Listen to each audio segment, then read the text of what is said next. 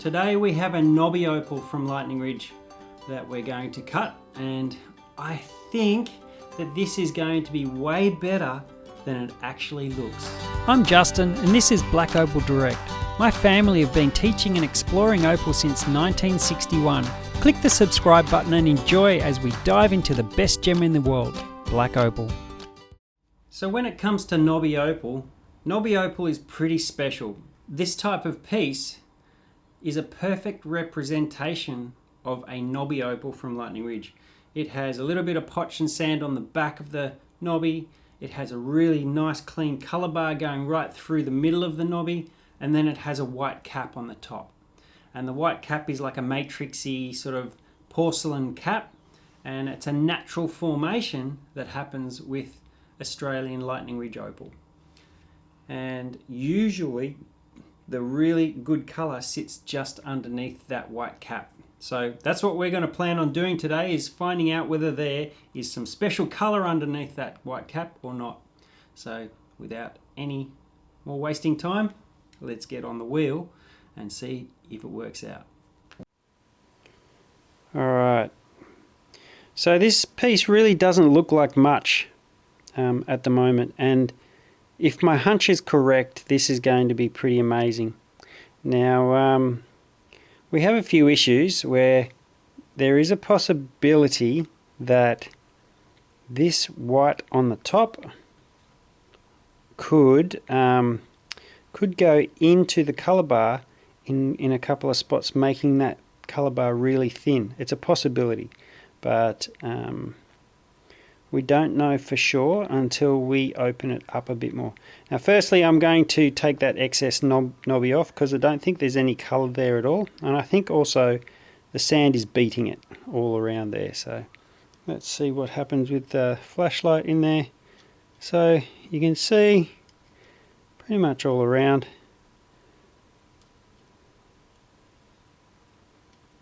There is some glowing light in there which makes the colour bar look like it's nice and clean. Now we don't know for sure whether it is, but that is the plan anyway, hoping that we can cut something really decent out of this stone.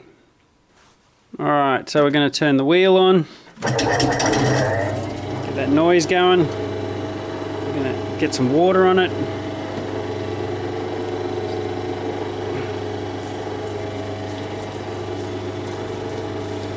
There we go, ready to go. Alright, so first and foremost we need to make sure where that colour bar is going to be sitting and how much of the knobby is going to be colour bar. And my thoughts is it's probably going to be around there, and this will probably get taken out by potch and sand. So let's get on there and have a bit of a go.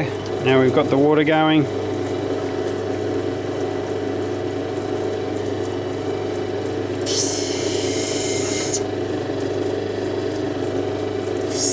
Now sometimes these kind of knobbies can surprise you, and this can have colour in it, but it's not looking really that great right now.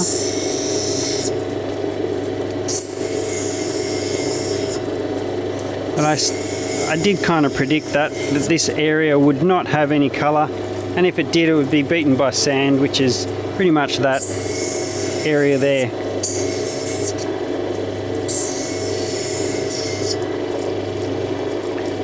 Alright, so as predicted, you can see this is all just where the colour bar is maybe just starting, and this knobby or nodule on the end has broken up that colour bar a bit. So just need to take it in a bit further there.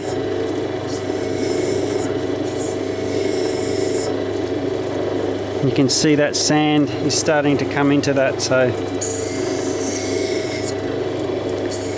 hopefully it comes out pretty soon. And as I predicted, you can see this potch here. When I said it might be clean or straight, you can see that dips down.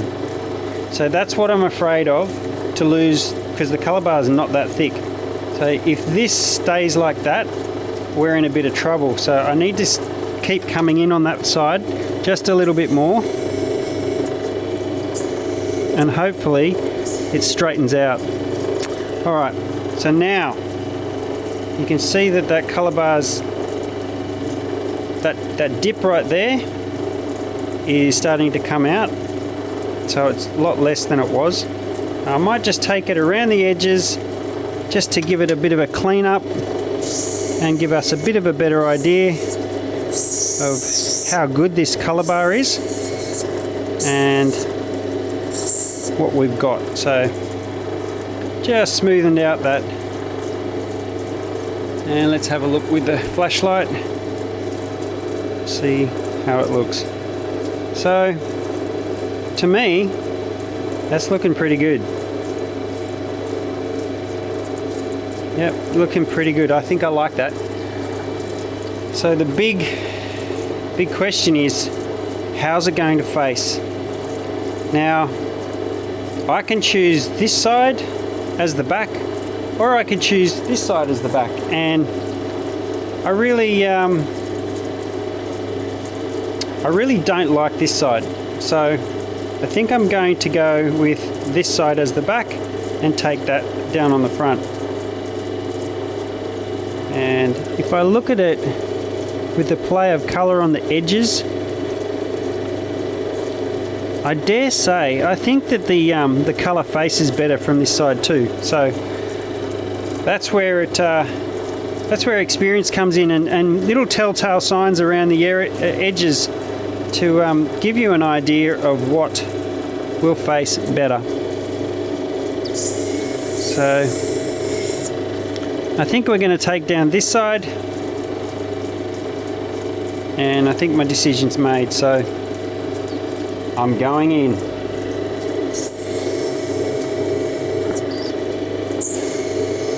Now this is always the most heated part of the cutting experience, because I have spent a fair amount of money on this stone. It was in a parcel, and this is the best piece of a $5,000 lot. Now hopefully I get something decent out of this stone, otherwise I could be losing money. And we're getting closer down to the colour bar now. This is where it really starts to count.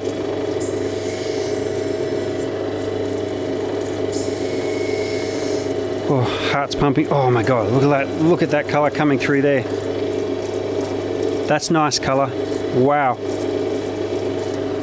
Oh, so from here I have to be super careful, because I just went down really quickly and nearly hit the bottom of the colour bar on the edge there.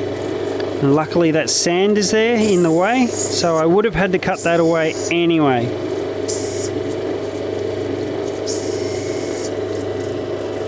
Oh. Alright, come on. Oh, I like the colours coming up through there. I'm not sure you can see it on camera, but there's some orange in that. Wow. Come on. Oh, actually one of my legs are shaking. Oh my goodness. Oh, I can see that colour coming through. Oh, come on, sand. There's sand just underneath it too. Oh my goodness. This is a little bit stressful actually. You can see that colour is quite nice.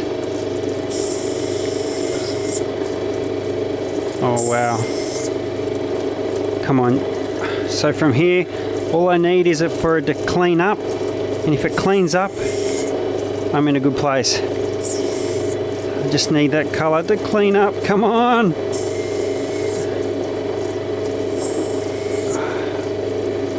I need it to clean up before I run out of colour bar, because it's easy to go straight through it.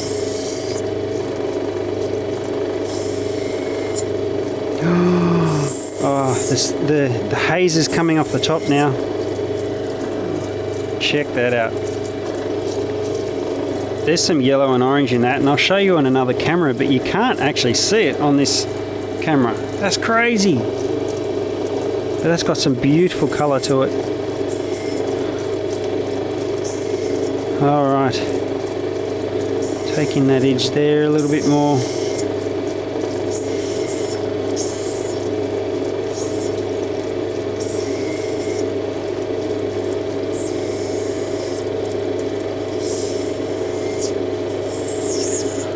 Oh, come on.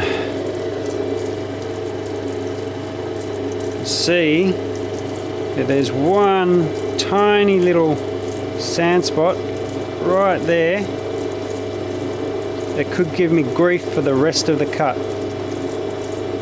And I don't need grief. That one there is on the edge and is not so bad, but this one needs to come out. Oh my goodness. Come on, out you go. Out. Get out.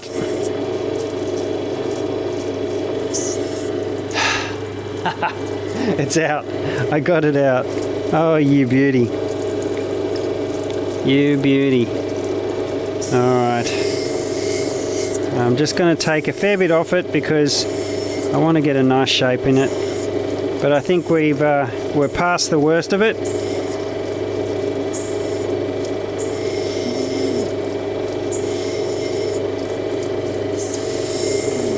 Clean up that back a little bit because it's all thick and wonky.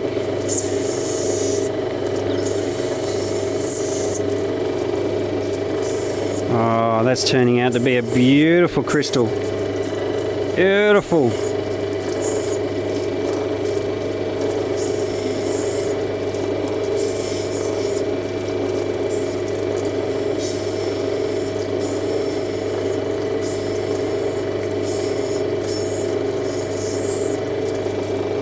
Oh, wow.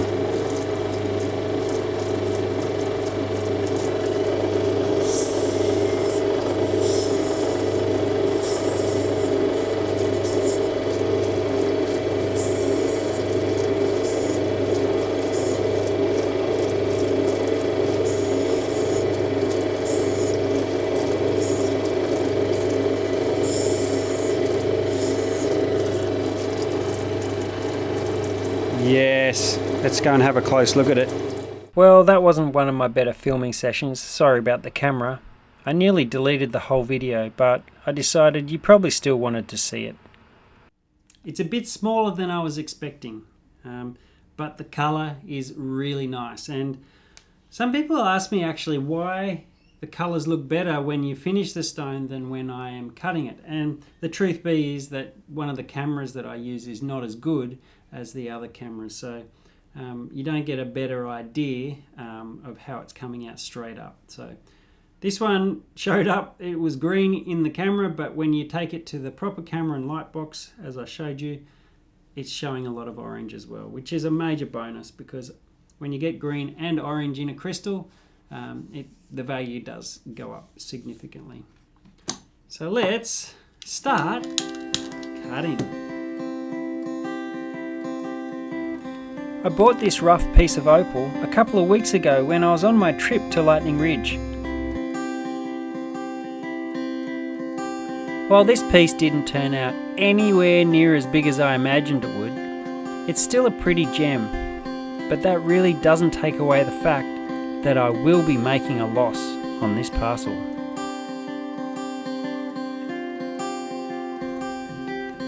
Nice and even on the dopstick.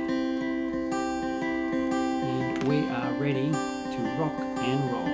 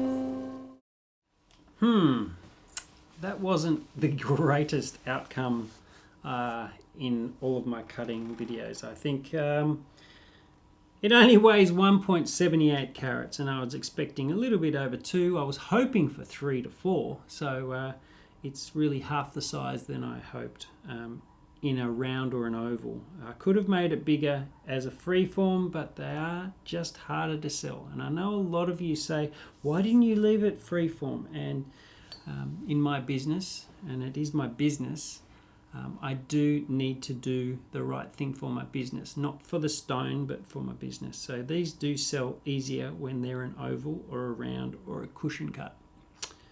So it works out at 1.78 carats. It's an N5 and a B3. It still has beautiful broad flash, and if it was 3 carats, I would have got my money back. But right now, there is no way I'm recovering my money. So be it. There is a few other stones in the parcel that will recoup my money, I think, to break even, pretty much. Yeah, around about that. So this one here, 1.78, it's about a $1,500 stone. So that is quite a significant drop in value. But still happy with it. It's quite a nice, pretty stone. And hopefully you got to learn something out of it as well, that not all knobbies work out, and they definitely don't. And hope you enjoyed. I'll see you next time.